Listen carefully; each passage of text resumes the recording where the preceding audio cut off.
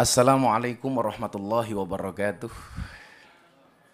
Salam sejahtera untuk kita semuanya. Salam Bapak Gubernur Mas Anies Baswedan yang saya hormati,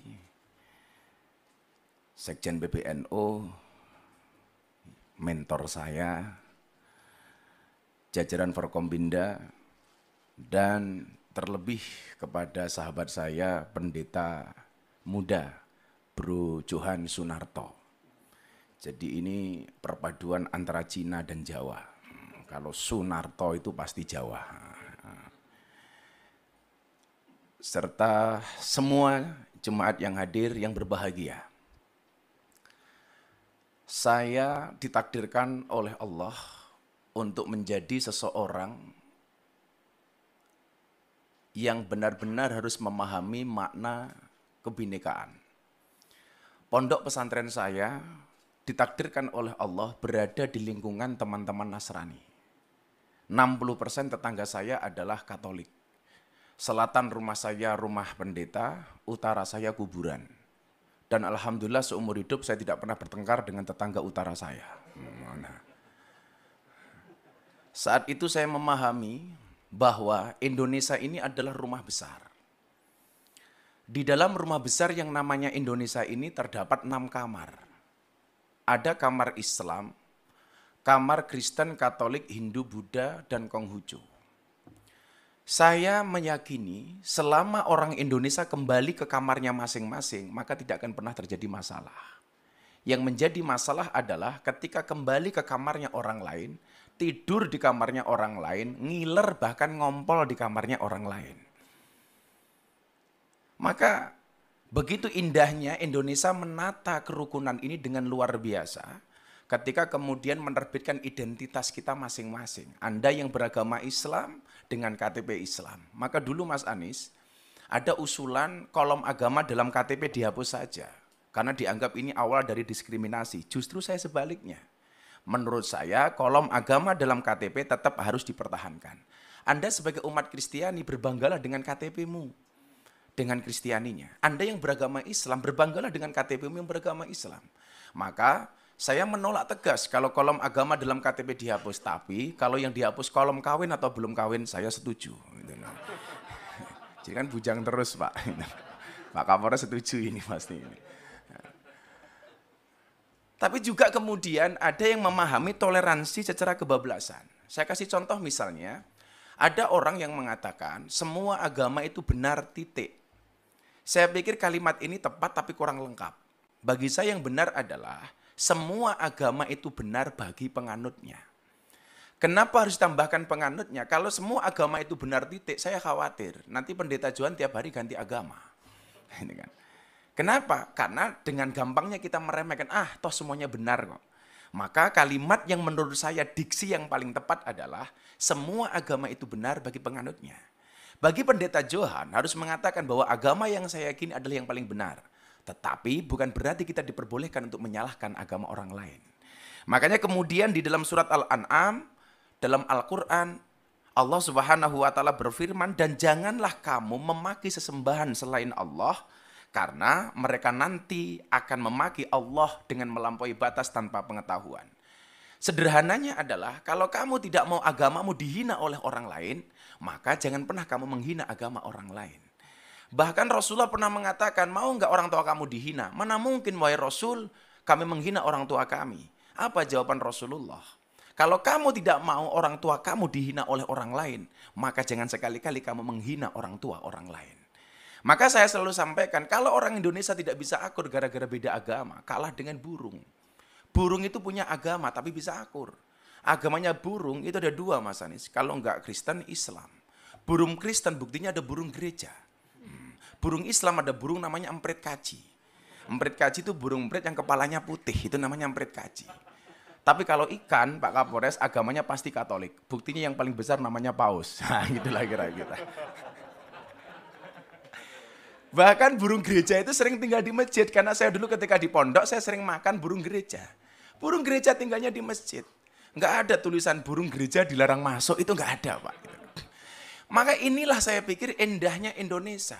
Yang kemudian semua kebebasan di dalam beragama dengan menjaga toleransinya yang tertuang di dalam Pancasila dengan Bhinneka Tunggal Ikanya.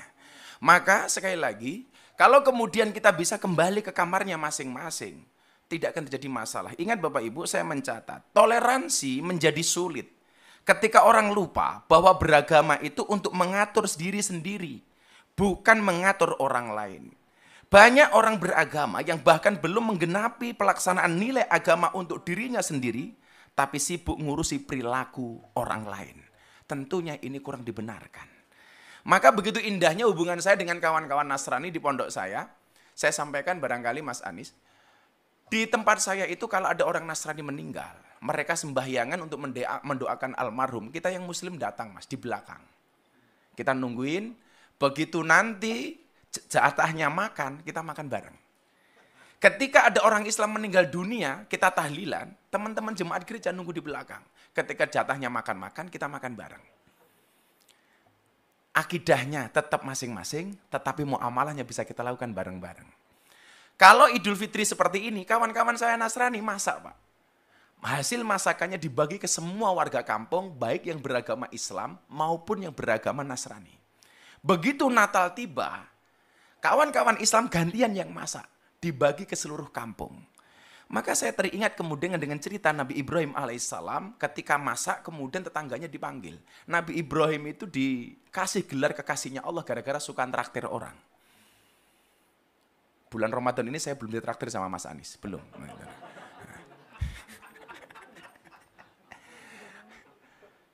Nah, ketika makanan itu sudah ready sedia, Nabi Ibrahim memanggil seluruh tetangganya.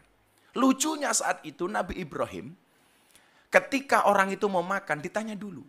Kamu nyembah siapa? Sesembahan kita sama Ibrahim, yuk kamu makan. Kamu nyembah siapa? Sesembahan kita sama Ibrahim, yuk kita makan. Sampai satu ketika, ada miss. Nabi Ibrahim bertanya, kamu nyembah siapa? Sorry Ibrahim, sesembahan kita beda. Aku menyembah yang lain, kamu menyembah Tuhanmu. Jawaban Ibrahim saat itu adalah, sorry kamu gak usah makan dulu. Kenapa? Sesembahan kita beda. Saat itu kemudian Nabi Ibrahim langsung ditegur oleh Allah. Ibrahim, kenapa dia nggak dikasih makan? Tuhan, sesembahan dia beda dengan sesembahanku. Apa jawaban Allah saat itu? Ibrahim, orang yang nyembah aku dan tidak nyembah aku, semuanya adalah hambaku. Yang nyembah aku kasih rizki. Yang tidak menyembah aku kasih rizki. Lah kamu loh Ibrahim, ngasih makan sekali kok kebanyakan syarat. Akhirnya orang itu dipanggil oleh Ibrahim, kemudian dikasih makan. Begitu indahnya kemudian Tuhan mengajarkan kepada kita kepada toleransi. Maka kemudian konsepnya adalah, dalam bahasa agama Islam, famang sya'afal yu'min, famang sya'afal yakfur. Anda mau beriman, berimanlah. Enggak ya urusan kamu. Di dalam toleransi, sebagaimana ayat yang kita pahami, lakum dinukum waliyatin. Untukmu agamamu dan untukku agamaku. Pak Johan, satu saat Anda datang ke pondok saya. Kalau saya pengajian di pondok, Pak, yang datang 10.000 sampai 15.000. Itu artinya apa? Saya harus menyiapkan konsumsi 15.000 untuk jamaah. Dan bapak-bapak jemaat tahu, siapakah yang membantu istri saya untuk masak? Kawan-kawan Nasrani. Siapakah yang bantu parkir? Muda-mudi Katolik. Maka kemudian banyak pejabat yang datang ke tempat saya, kecuali satu, Mas Anies, kepending waktu itu. Maka yang lucu adalah ketika teman saya pendeta di Jogja, Gus, di depan pondok ada kolam ya? Ada bro, kenapa? Boleh nggak saya mancing? Oh boleh. Akhirnya pendeta datang ke pondok saya, mancing di kolam depan pondok saya. Begitu masuk ke kolam renang, ke sawah, pendetanya bilang, Gus sorry, kaki saya korengan. Terus gimana bro? Pak pendeta gimana? Nggak boleh kena air, mbok tolong saya digendong. Akhirnya pendetanya saya gendong. Begitu saya gendong, pendetanya bilang, baru hari ini ada pendeta bisa naik haji. Wah, kan saya haji, Pak. Inilah. Akhirnya pendetanya saya lempar ke air. Biur, pendetanya protes. Gus, kenapa saya dilempar ke air? Sorry pendeta, baru hari ini ada pendeta dibaptis sama Pak Haji. Saya bilang gitu.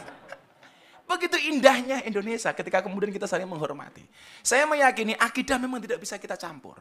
Tetapi ketika persoalan kebangsaan, persoalan kenegaraan, kita punya visi yang sama. Dengan berideologikan Pancasila, inilah konsep yang dibuat oleh founding fathers kita.